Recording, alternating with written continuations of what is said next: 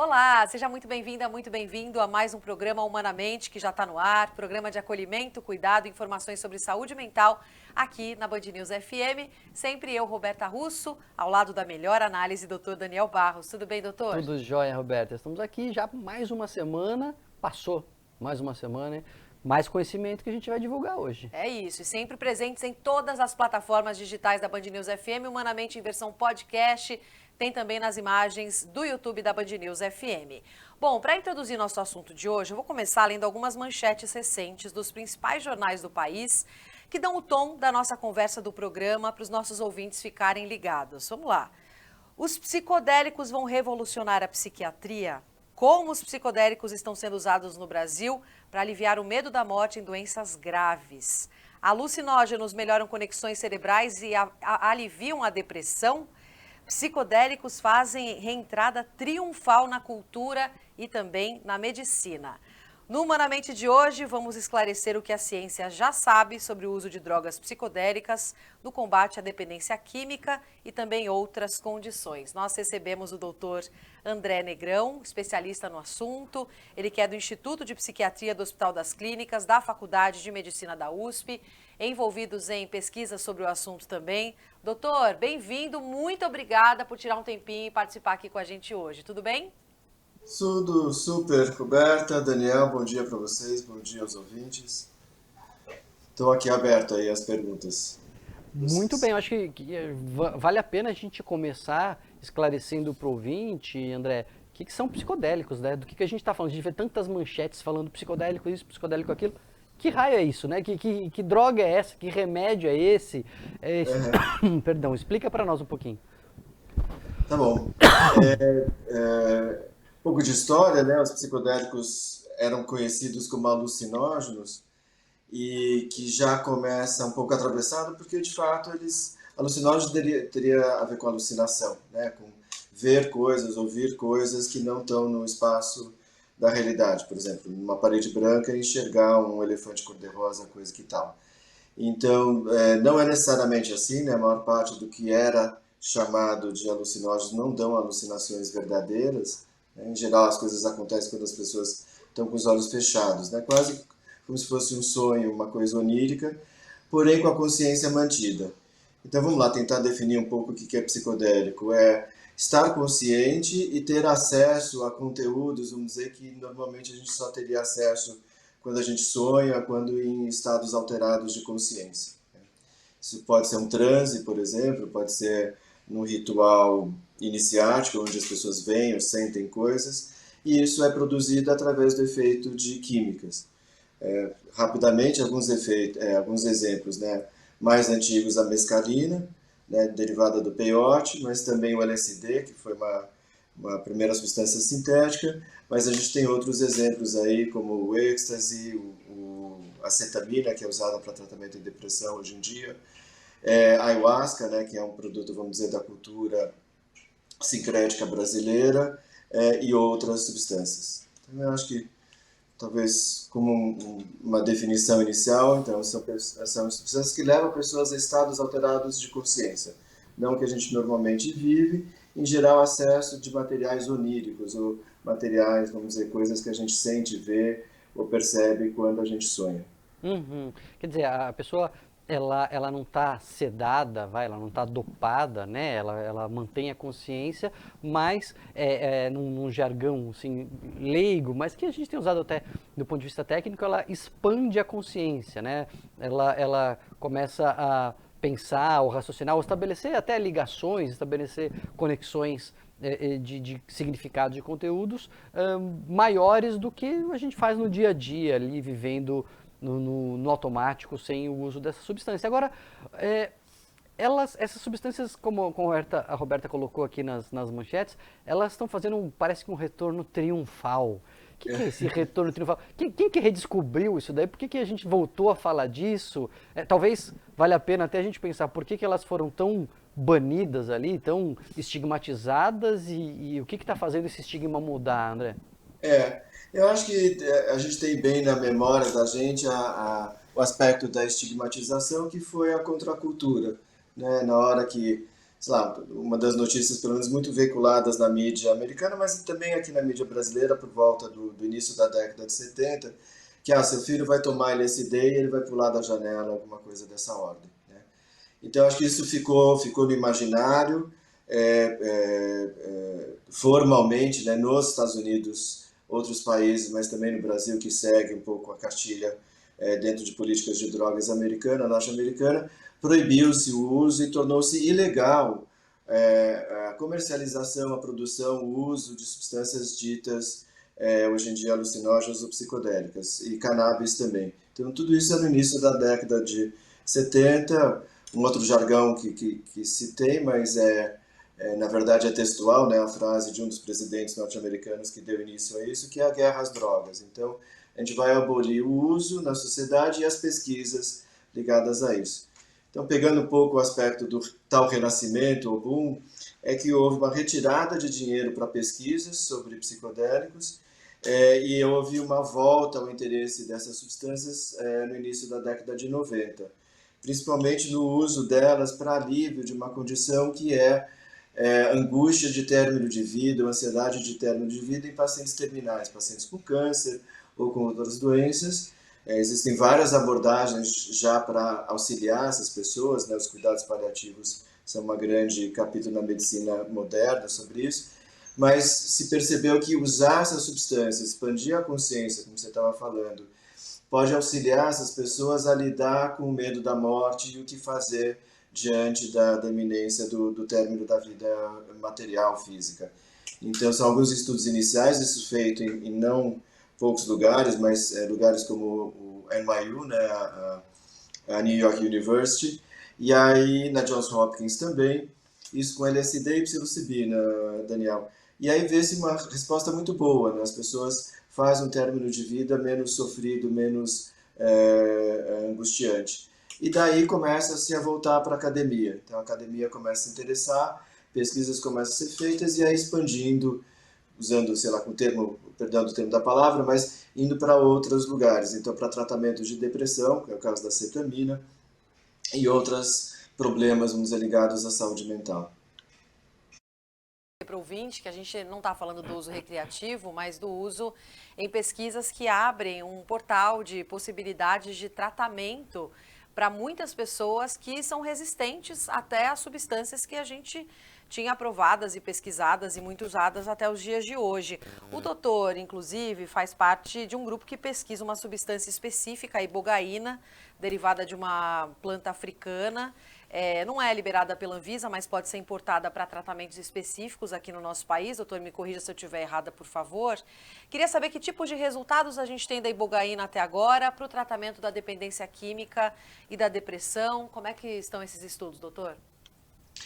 Isso é uma coisa bonita, vamos dizer, desse espaço dito psicodélico, porque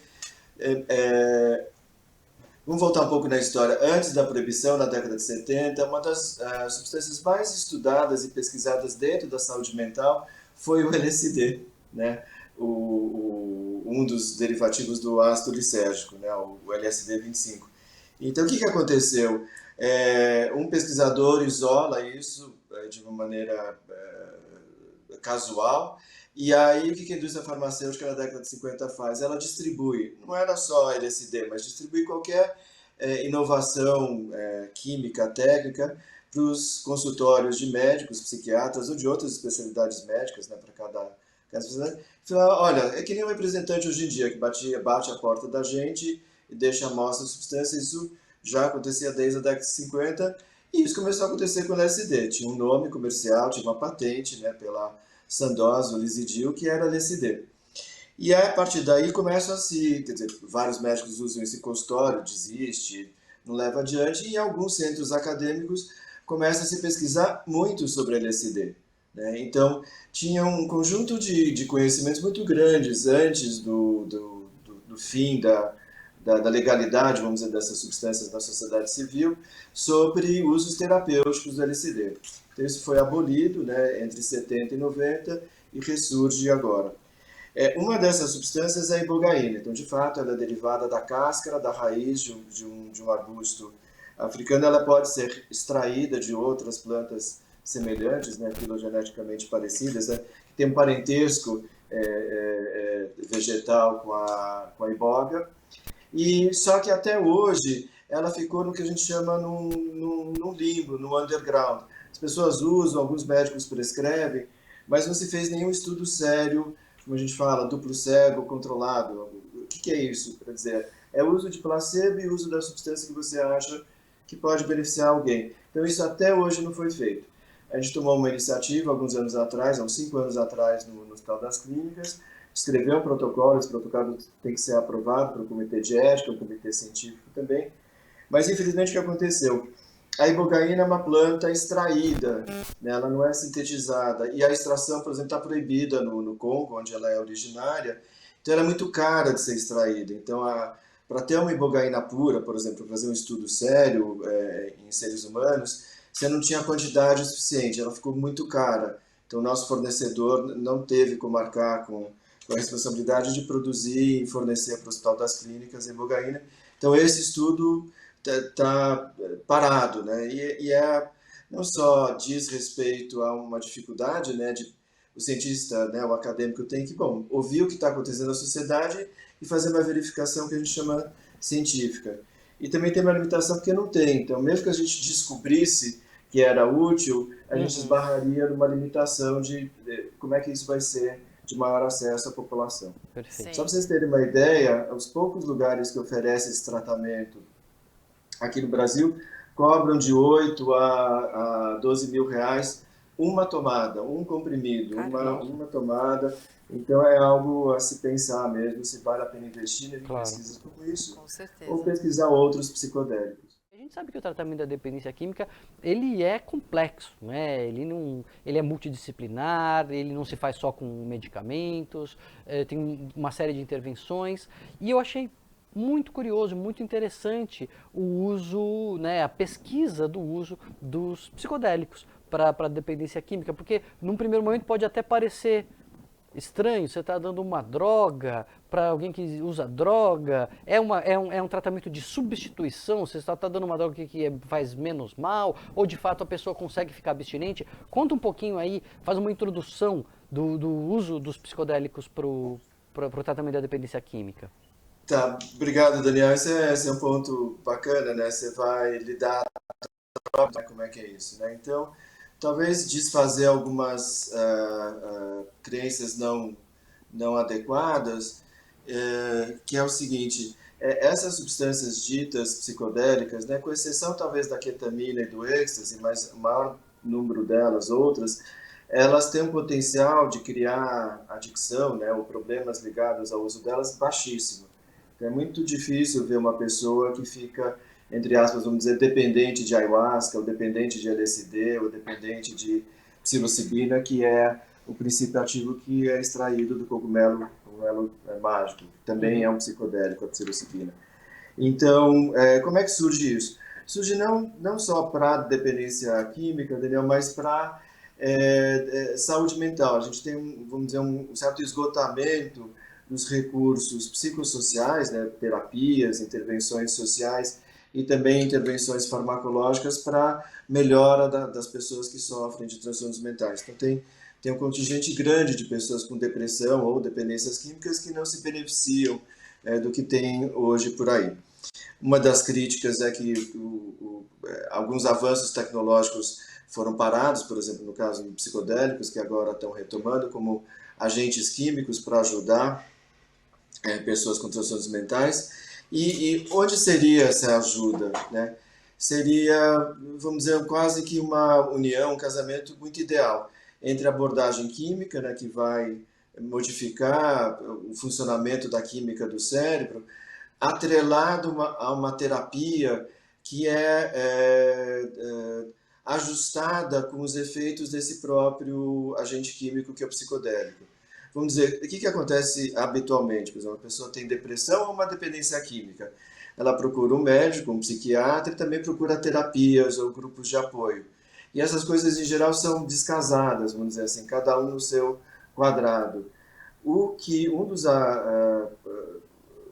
quase que avanços assim, muito diferentes, né, inovadores, que é a abordagem da psicoterapia assistida por psicodélicos, é tirar, vamos dizer assim, um bom proveito dessa experiência de expansão da consciência e otimizar a psicoterapia ou a terapia. Então, o terapeuta conhece a pessoa em algumas sessões, o médico, em geral, acompanha essa pessoa durante a administração e os efeitos da substância psicodélica. Isso pode demorar da ordem de 40 minutos com ketamina ou até 8 horas no caso de psilocibina ou LSD. E aí o terapeuta vai trabalhar os conteúdos, ou vamos dizer assim, aquilo que a pessoa retém desse estado expandido de consciência no dia seguinte, que a gente chama a sessão de integração. E isso se repete não continuamente, Daniel. Isso que é importante, às vezes, falar um marco divisório de diferença. Não é aquela pessoa que vai ter que tomar remédios diariamente por 6 meses, 1 ano. Em geral, os protocolos de tratamento envolvem 3 tomadas, 2 ou 3 tomadas de remédio e uma terapia em cima, intensa, sobre o que a pessoa acaba elencando aí durante esses estados alterados de consciência. Então, de várias maneiras modificador do que a gente tem hoje em dia por aí.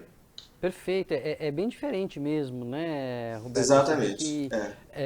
Não é assim, toma esse remédio, leva essa receita e vai tomando e volta daqui 1 mês. Absolutamente não. Né? Absolutamente Toma não. na minha frente, eu fico aqui do seu lado enquanto eu vejo os efeitos, até porque eu vou anotando os efeitos, porque amanhã a gente vai conversar sobre esses efeitos. Perfeito, você resumiu muito bem, Daniel. É isso. Parece simplista, assim, mas é uma grande mudança, né, de quem já fez terapia, sabe, de quem faz terapia, que vai 1 vez, 2 vezes por semana, às vezes por meses, às vezes por anos, ou que toma remédios, troca remédio, associa remédio também diariamente por anos e muitas vezes com poucos efeitos não tão bons assim. Então, Agora, nesse sentido... Agora a gente tem que tomar cuidado, isso tudo está sendo testado, Daniel, Roberto. claro, a gente não está prescrevendo, né, para o ouvinte então sair fazendo isso de forma alguma. E nem anularia a necessidade de terapia, psicoterapia De e um outros tratamento tratamentos. convencional, né? É como se tem um empurrão muito grande, um pulão vai para frente, né? Muitas vezes a gente vê situações em geral refratárias e críticas que as pessoas não só cristalizaram modos de viver não bons, né, para o dia a dia, um jeito de pensar, um jeito de viver deprimido, um jeito de pensar e usar as substâncias, e até os próprios tratamentos, como eles ficam rotinizados, acabam perdendo ou estão em descrédito. Então, a ideia de expandir a consciência, a pessoa quase como se retira de tudo isso, dá uma olhada geral numa panorâmica, o que está acontecendo de errado aqui e ali, e junto com o terapeuta aí organiza planos de modificações de comportamento, atitudes ou posturas da vida.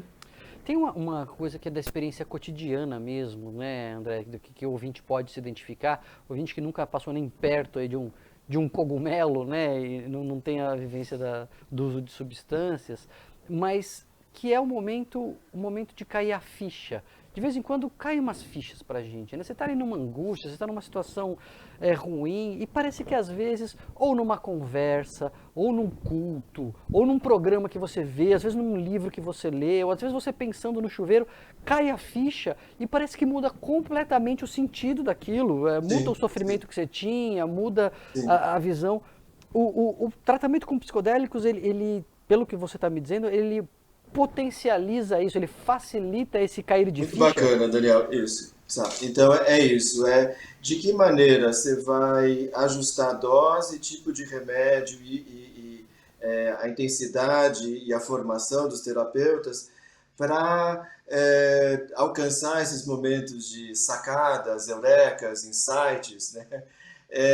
De uma maneira mais organizada e mais intensa também, né? Às vezes são nesses momentos, né, acho que na vida de qualquer um, da Roberta, seu, meu, de algum ouvinte nosso, que, puxa, tá na hora de eu fazer essa modificação, já não dá mais assim, eu vou ter que fazer alguma alteração na minha vida. Então, você pegou muito bem o espírito da coisa e eu acrescentaria um aspecto, Daniel, que é importante, e aí é outro ponto de proximidade de uma investigação científica também com uma sociedade como ela é. muitas dessas experiências de expansão de consciência levam a encontros com aspectos, vamos dizer, místicos, ou aspectos que aproximam aquele indivíduo da divindade ou de um plano, vamos dizer, que sai do material. Eu não estou dizendo que todas as substâncias levam a isso e nem todas as substâncias levam a isso em todas as pessoas. Mas muitas vezes isso que você falou de uma sacada pode vir também de uma experiência espiritual ou religiosa, né? Um momento de consagração numa igreja, um momento de consagração em outras matizes religiosas que a gente tem muito no Brasil, né? Ou no espiritismo, ou no candomblé, ou na umbanda, que há sacações, também são estados alterados, ou da pessoa ou de quem professa a cerimônia. Perfeito. Isso, de alguma maneira, tem um benefício, a gente sabe, para modificações de hábitos que às vezes a gente não consegue mudar simplesmente no dia a dia. A gente está falando hoje de um tema fascinante, né? Quando eu sugeri essa pauta para a Roberta, ela já ficou assim oriçada. Eu acho isso fascinante e de fato, porque não só pela inovação, pela história de retomada dessas substâncias. Agora eu queria saber do André sobre os resultados, né? Porque é muito interessante, faz muito sentido. A gente falou de cair as fichas, né? Das sacações. Agora, na prática, André, os estudos com o uso dos psicodélicos para tratar a dependência química, eles têm bons resultados? Porque, no final das contas, isso também faz diferença, né? Você tratar 100 pessoas com a terapia habitual e comparar com 100 pessoas que fazem ali uma intervenção com psicodélico, um grupo vai melhor que o outro. Conta para nós um pouco sobre os resultados desses tratamentos. Tá. Então, eu acho que a gente está acostumado a ver, né, não só nós na medicina, mas o público leigo a cada vez mais, e eu tenho a impressão que isso, de alguma maneira, males e bens, com a pandemia, todo mundo ficou um pouquinho mais atento o que é estudo controlado, o que é medicação aprovada ou não aprovada pela Anvisa, e daí vai. Então, vamos lá.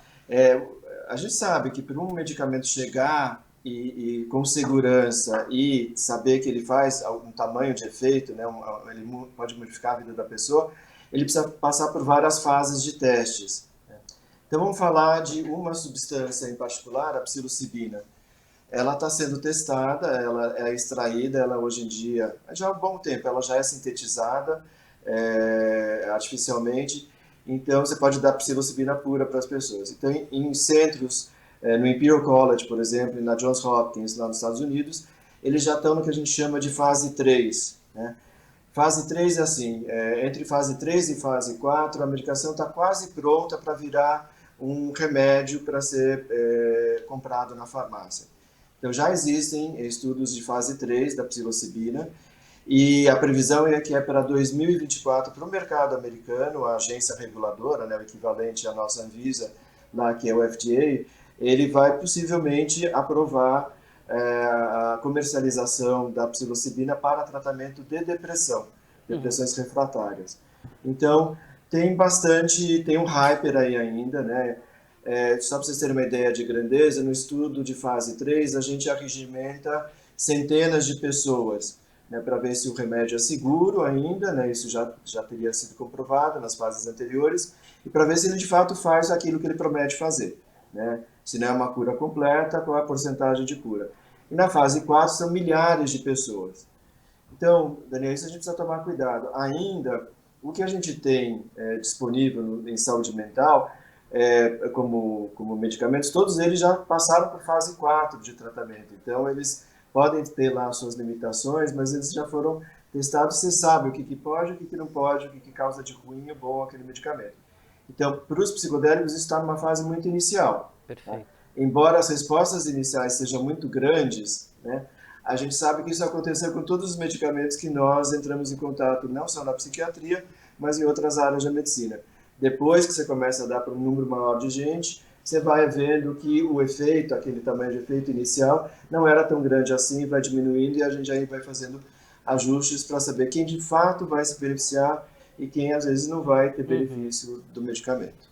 É importante diferenciar, né, esse uso experimental. A gente está na fase, então, de experiência, a gente está com protocolos de pesquisa, a gente está encontrando a eficácia, encontrando a segurança. Isso ainda é um passo bem anterior de se tornar um remédio, né, que você vai lá e compra para fazer a sua sessão, ou que o médico compra para aplicar. Né? Isso, enfim, são caminhos que vão sendo percorridos. Sim, eu acho mas que já está sendo usado com segurança em algumas instituições aqui no Brasil, né, doutor? Então, sempre em ensaios clínicos ainda que a gente faz. Aqui no Brasil, os ensaios clínicos ainda estão na fase 2, nem foram para essa fase 3. Então, os únicos lugares no mundo onde medicamentos como a psilocibina ou o MDMA estão nessa fase 3 de avanço, né, são na Europa e nos Estados Unidos. Então, aqui a gente, por exemplo, esse estudo de ibogaína seria um estudo do tipo do fase 2, 2A. Então, muito incipiente ainda. Então, aqui no Brasil, a gente tem alguns estudos em fase 2, né, na Universidade de São Paulo, no campus de Ribeirão Preto, e alguns estudos iniciando na Universidade Federal do Rio Grande do Norte também, usando o DMT, que é o princípio ativo que a gente encontra na ayahuasca, né, na decocção usada em cerimoniais de igrejas ayahuasqueiras aqui no Brasil, mas também muito incipiente. Então, não tem, a gente tem que ir com muito cuidado aí para...